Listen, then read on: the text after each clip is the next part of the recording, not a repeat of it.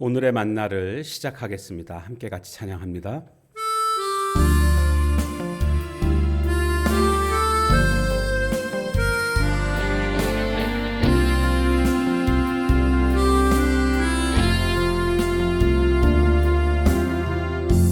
십자가 그 사랑 멀리 떠나서 무너진 나의 삶 속에 잊혀진 주네 돌 같은 내 마음 어루만한 지상 다시 일으켜 세우신 주를 사랑합니다. 주 나를 보하시고 날 붙드시리 나는 고배롭고 존귀한 주님의 자녀라. 주 나를 보하시고 날 붙드시리 나는 고배롭고 존귀한 주의 자녀라.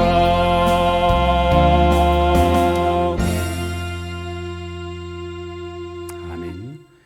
하나님 말씀 고린도전서 15장 50절에서 끝절 58절까지 말씀 보겠습니다. 형제들아, 내가 이것을 말하노니 혈과 육은 하나님 나라를 이어받을 수 없고 또한 썩는 것은 썩지 아니하는 것을 유업으로 받지 못하느니라. 보라, 내가 너희에게 비밀을 말하노니 우리가 다 잠잘 것이 아니요 마지막 나팔에 순식간에 호련히 다 변화되리니 나팔 소리가 나매 죽은 자들이 썩지 아니할 것으로 다시 살아나고 우리도 변화되리라. 이 썩을 것이 반드시 썩지 아니할 것을 입겠고 이 죽을 것이 죽지 아니함을 입으리로다. 이 썩을 것이 썩지 아니함을 입고 이 죽을 것이 죽지 아니함을 입을 때에는 사망을 삼키고 이기리라고 기록된 말씀이 이루어지리라. 사망아, 너희의 승리가 어디 있느냐? 사망아, 네가 쏘는 것이 어디 있느냐? 사망이 쏘는 것은 죄요 죄의 권능은 율법이라. 우리 주 예수 그리스도로 말미암아 우리에게 승리를 주시는 하나님께 감사하노니 그러므로 내 사랑하는 형제들아 견실하며 흔들리지 말고 항상 주의 일에 더욱 힘쓰는 자들이 되라. 이는 너희 수고가 주 안에서 헛되지 않은 줄 알미라. 아멘.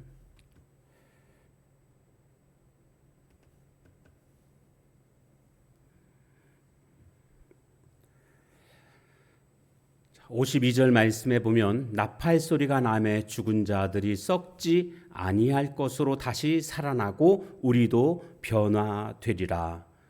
나팔 소리가 날 때에 죽지 않을 몸으로 갈아입게 된다라는 것을 말해주고 있습니다. 여기 나팔 소리가 날 때라는 것은 주님이 재림하실 때라는 것을 뜻하고 있습니다. 그때는 이제 멸하지 않고 죽지 않는 불멸 불사의 몸으로 갈아입게 된다라고 말하고 있는 것입니다. 왜 그렇게 갈아입어야만 될까요? 50절 말씀에 보면 혈과 육은 하나님 나라를 이어받을 수 없고 그랬습니다. 왜요? 그것은 다 썩는 것이기 때문에. 하나님 나라는 썩지 않는 나라인데, 영원한 나라인데 지금 우리가 입고 있는 이 썩을 몸 가지고는 하나님 나라를 유업으로 그곳에서 살 수 없다라는 겁니다.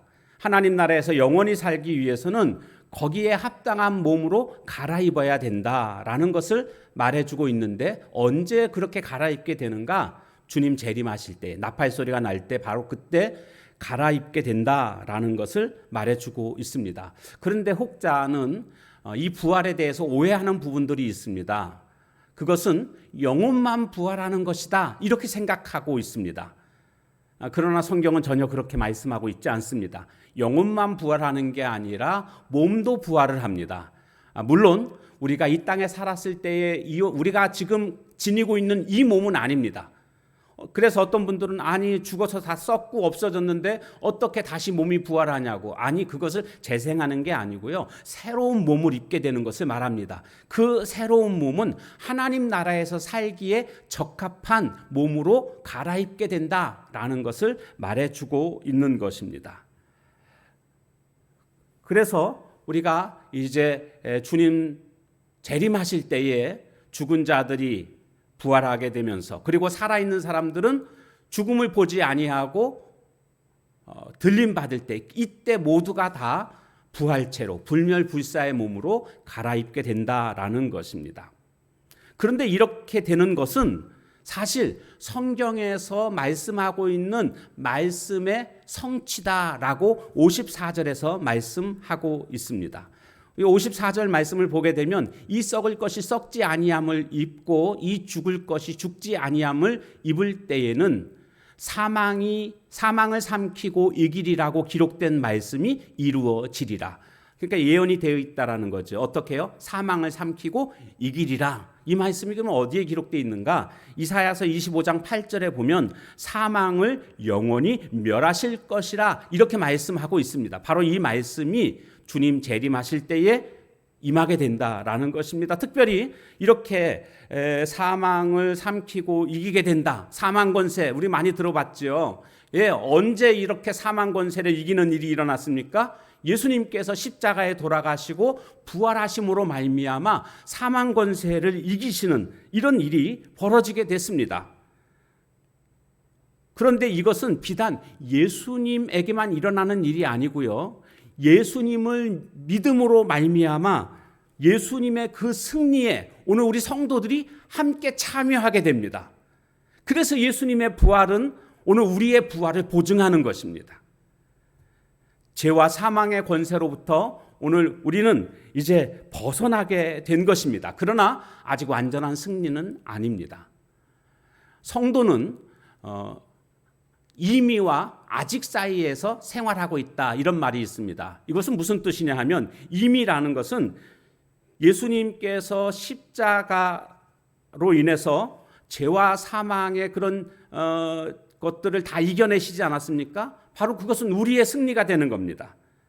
그래서 죄와 사망에서부터 벗어나서 하나님의 통치를 받고 있는 삶이 지금 우리들의 삶입니다. 예수님을 믿음으로 말미암아 그것은 이미입니다. 이미 우리는 예수님을 믿음으로 죄와 사망의 권세로부터 벗어나 하나님의 통치를 받고 있다. 그러면 아직이라는 것은 무엇을 의미하는가?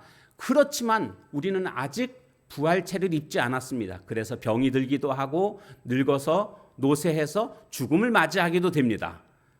그래서 이것이 아직입니다.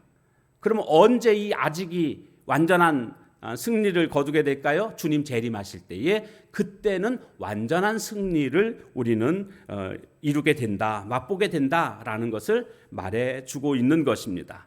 이와 같이 오늘 우리는 이 부활의 소망 가운데 살아가야 되겠습니다. 어떻게 살아가야 될까요? 부활의 소망을 확신하는 사람들은 어떤 삶을 살아가는가? 58절에 보니까 그러므로 내 사랑하는 형제들아 견실하며 흔들리지 말고 항상 주의 일에 더욱 힘쓰는 자들이 되라. 굳게 서서 견실하다는 것은 굳게 서서 흔들리지 말라. 이렇게 말씀하고 있습니다. 항상 주의 일에 힘써라. 그리고 한 가지 더 나오죠. 이는 너희 수고가 주 안에서 헛되지 않은 줄 알미라. 부활에 대한 소망을 가진 사람들은요, 대적의 위협이나 또 핍박에 대해서 겁먹지 않습니다. 그런 것으로 인해서 흔들리지 않습니다. 왜요? 죽어도 다시 부활하니까. 죽어도 부활하기 때문에. 여러분, 오뚜기가 넘어지는 것을 두려워하겠습니까? 절대 두려워하지 않습니다. 왜요? 바로 일어나기 때문에 그렇습니다. 오늘 부활에 대한 소망을 확신하는 사람들은 그래서 이 세상의 여러 가지 대적들의 공격, 핍박, 이런 것들로 인해서 두려워하지 않습니다. 그것들로 인해서 믿음이 흔들리지 않습니다. 그리고 한 걸음 더 나가서 이와 같은 부활에 대한 분명한 소망을 가진 사람들은요, 이 소망이 없는 자들에게 십자가 부활의 복음을 전하게 됩니다. 여러분, 이것은 너무나 당연한 것이 내가 특효약을 알고 있습니다. 어떤 병에 대해서, 어떤 암에 대해서 특효약을 내가 알고 있습니다. 예를 들어서 미나리를 먹으면 이 암이 낫는다. 내가 그것을 분명히 알고 있습니다. 내가 경험했습니다. 그러면 다른 사람이 지금 그 암으로 죽어가고 있을 때 어떻게 하겠습니까? 알려줍니다. 미나리 먹으라고. 마찬가지로 부활에 대한 소망의 확신 가운데 살아가는 사람은 그 소망이 없는 사람들, 그들에게 마땅히 복음을 증거하는 삶을 살게 됩니다. 오늘 우리가 그와 같은 삶을 살아야 되지 않겠습니까? 이유는 딱 한 가지입니다. 부활에 대한 소망이기 때문에 그렇습니다. 오늘 우리 모두가 이 부활에 대한 소망으로 가득 찬 저와 여러분의 삶이 다 되어지시길 주님의 이름으로 축원합니다. 기도하겠습니다. 하나님, 주님 재림하실 때에 우리는 불사의 몸으로 그렇게 변화받게 되는 줄로 믿습니다. 이 모든 것이 주님께서 우리에게 베푸신 은혜임을 알고 우리는 날마다 감사하며 살아가는 삶이 되게 하옵소서.